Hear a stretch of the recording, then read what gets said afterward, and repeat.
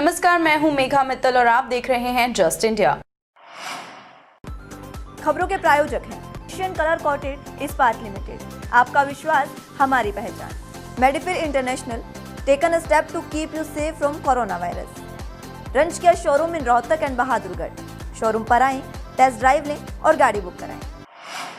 पलवल में किसानों के धरना स्थल पर यूपी के मीरपुर विधानसभा से भाजपा विधायक व फरीदाबाद लोकसभा के पूर्व सांसद अवतार सिंह भड़ाना एक बार फिर पहुंचे और किसानों को संबोधित करते हुए कहा कि जनशक्ति के आगे सरकारें हमेशा झुकी हैं। जो सरकारें जनशक्ति का अपमान करती हैं या उन पर जुल्म ढाने की कोशिश करती हैं, वह सरकारें नहीं रही। इस आंदोलन में और 26 जनवरी को ट्रैक्टर परेड किसानों को संयम से काम लेना होगा और निश्चित तौर पर किसानों की जीत होगी। उन्हें पूरी उम्मीद है कि सरकार को किसानों की बात हर हाल में माननी पड़ेगी और कृषि कानूनों को वापस लेना होगा, इसलिए किसानों को थोड़ा संयम बरतना होगा। उन्होंने बताया किसानों के आंदोलन को सफल बनाने के लिए वे लगातार दौरे कर रहे हैं। क्योंकि मैंने अपनी सारे जो भ्रमण रहा है मेरा किसानों के आंदोलन को सफल बनाने के लिए, उसको लेके मैंने बताया अपने घर में अपने लोगों में कि पलवल से हमने शुरुआत की थी। हम पूरा पश्चिमी उत्तर प्रदेश और राजस्थान मध्य प्रदेश के लोगों से हमने आज हमारे सामने एक ही है कि हम मजबूती से ताकत से ज़्यादा लोग हम दिल्ली में जाएं, अपना शक्ति प्रचंड करें, हम अपनी मांगे रखें, ताकत से रखें, लेकिन हमें अपनी ताकत के साथ संयम बरतना होगा। अगर कहीं भी हमारे लाखों लोगों का कुर्बानियाँ, हजारों लोगों की कुर्बानियाँ फजूल ना हो, किसी की यही अपील की। हर बॉर्डर, गाजीपुर बॉर्डर भी, यहाँ भी गुड़गांव धरने जाएंगे कि सबसे बड़ा संयम है हमारे पास। गाजीपुर बॉर्डर में चल रहे किसान आंदोलन में गणतंत्र दिवस की परेड में भाग लेने के लिए उत्तराखंड कांग्रेस नेत्री शिल्पी अरोड़ा गाजीपुर बॉर्डर पहुंची।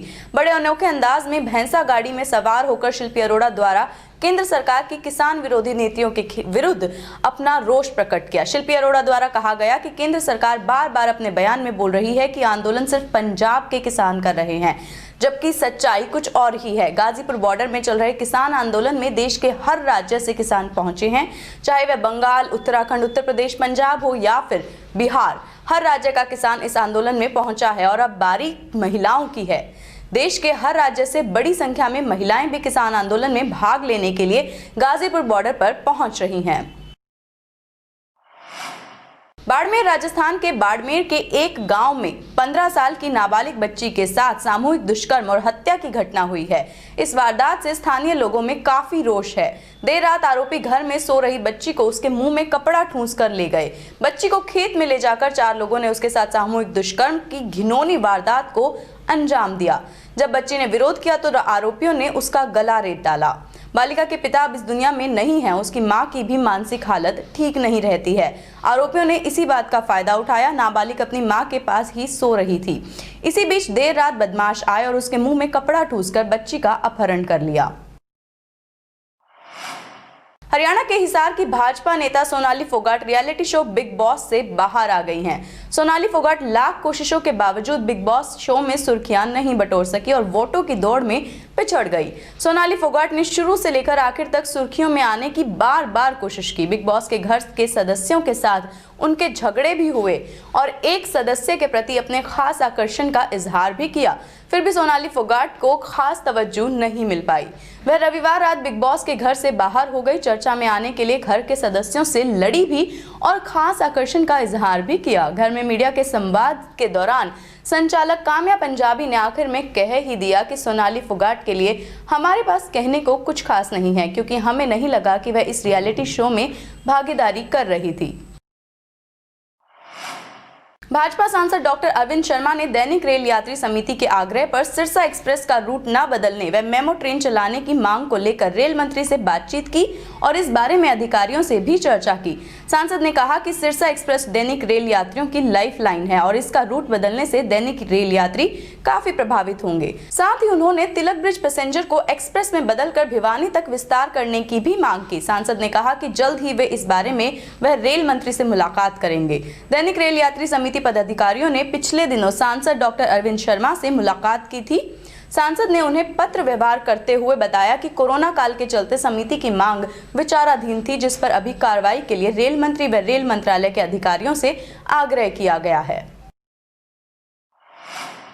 रोहतक में ठिकाना सत बाबा सावल शाह आश्रम और राष्ट्र देवो भव मिशन के तहत गणतंत्र दिवस के उपलक्ष्य में शहीद स्मारक अंबेडकर चौक से 12:30 बजे तिरंगा यात्रा निकाली जाएगी।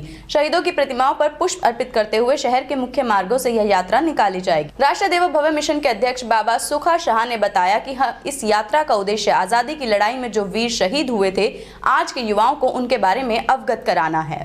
ठिकाना सत बाबा सावल शाह महाराज जी की असीम कृपा से राष्ट्र देवो भव मिशन के द्वारा देशभक्ति स्मारक स्थल से 26 तारीख को गणतंत्र दिवस के उपलक्ष्य में एक भव्य तिरंगा यात्रा निकाली जाएगी, जिसमें आप सभी शहरवासी सादर आमंत्रित हैं। यह यात्रा देशभक्ति स्मारक स्थल से चलकर पुराने सुभाष रोड से होते हुए अपना गुहाना अड्डे पर लाला लाजपत राय जी की प्रतिमा पर पुष्पांजलि अर्पित करेगी। उसके पश्चात भिवानी स्टैंड पर भगत सिंह जी की प्रतिमा पर यह पुष्पांजलि अर्पित करेंगे। उसके पश्चात नेताजी सुभाष चंद्र जी की प्रतिमा पर माल्यार्पण करने के पश्चात इसका संपूर्णता महात्मा गांधी जी की प्रतिमा पर डी पार्क पर होगी। भारत माता की जय।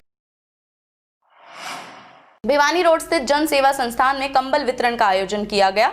इस आयोजन के मुख्य अतिथि वैश्य एजुकेशन सोसाइटी एवं जनसभा के पूर्व प्रधान समाज सेवी नवीन जैन रहे।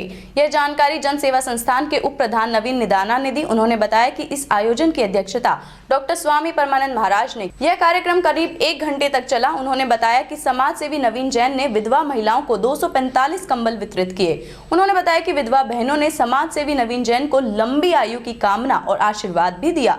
इस अवसर पर संस्थान के महासचिव विनोद गुप्ता, राम अवतार शास्त्री, श्रीमती उषा मिगलानी आदि मुख्य रूप से उपस्थित रहे।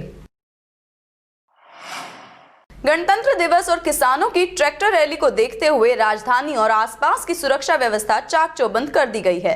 सभी तैयारियों के बीच दिल्ली पुलिस को इनपुट मिला है कि प्रतिबंधित संगठन दिल्ली में बिजली गुल करने की साजिश रच रहे हैं। पुलिस का कहना है कि दिल्ली में 25 और 26 जनवरी को खालिस्तान समर्थक संगठन सिख फॉर जस्टिस ने सोशल मीडिया पर बिजली गुल करने की धमकी दी है। खुफिया एजेंसियों और दिल्ली पुलिस को जब से ये सूचना मिली है तब से अधिक अलर्ट हैं। बताया जा रहा है कि डिस्कॉम, पावर ग्रिड और पावर सबस्टेशन को निशाना बनाया जा सकता है। पुलिस का कहना है कि ऐसा करने के लिए नौजवानों को भड़काया जा रहा है। खुफिया एजेंसी की सिख फॉर जस्टिस संगठन पर नजर है। आतंकी संगठन 26 जनवरी के मौके पर व उसके बाद दिल्ली, अयोध्या व बोध गया में आतंकी हमला करने की फिराक में है। रोहिंग्या घुसपैठियों का एक ग्रुप दिल्ली समेत इन जगहों पर फिदायनी हमला कर सकता है।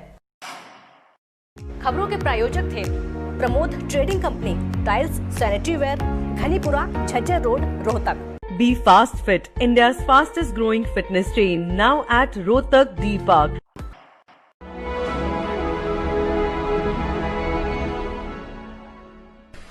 चाचा, आपने नया घर बनवाया है तो घर की छत पर कौन सी शीट लगवाई है?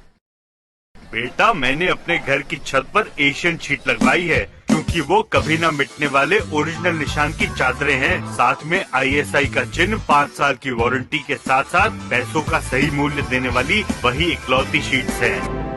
क्योंकि नाम नहीं, पहचान जरूरी है। आज की जस्ट इंडिया की बुलेटिन में बस इतना ही। देश और दुनिया की खबरों के लिए देखते रहिए जस्ट इंडिया। तब तक के लिए नमस्कार।